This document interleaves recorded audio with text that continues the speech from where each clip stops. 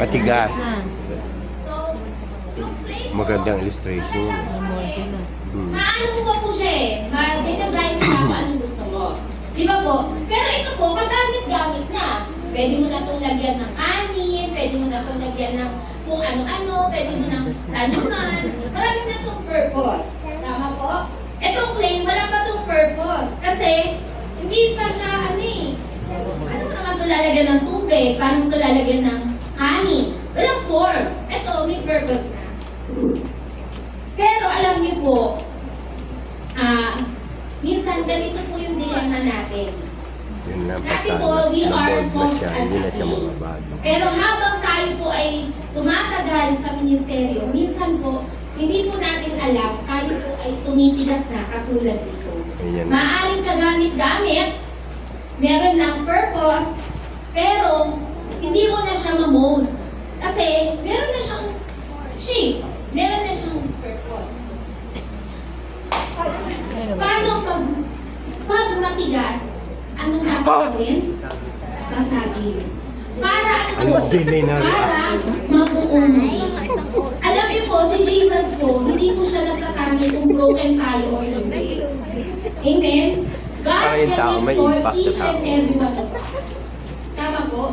Habang inaalam mo po, Lord, yung puso ko ba, katulad na ng ano, Dapat talaga na durugin. kalaibat mo na Pag hindi na ba ako tumigas na. natuturuan? Malaman na ba ako sa mga authority na nasa akin?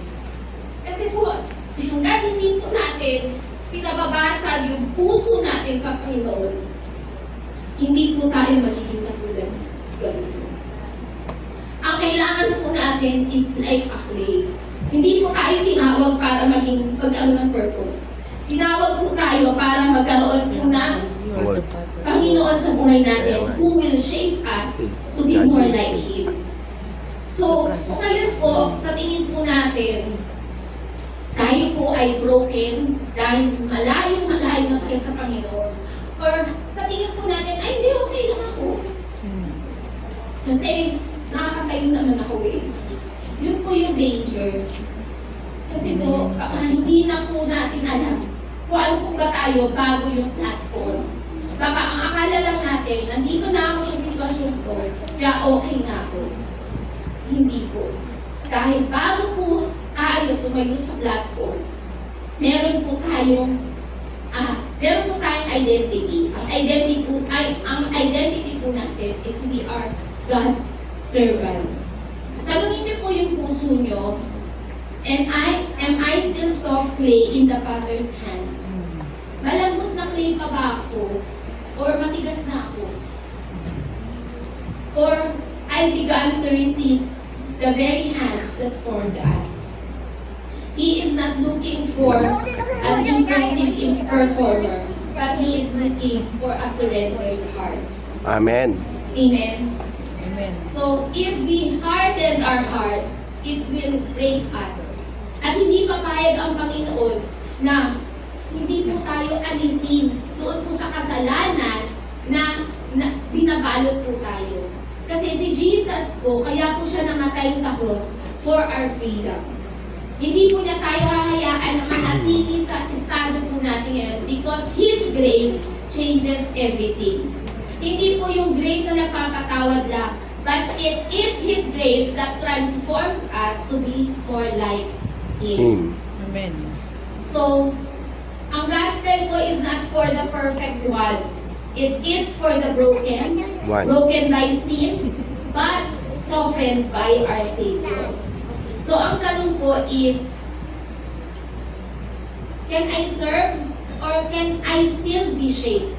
Magkaiba po yun eh. We can all serve in whatever form.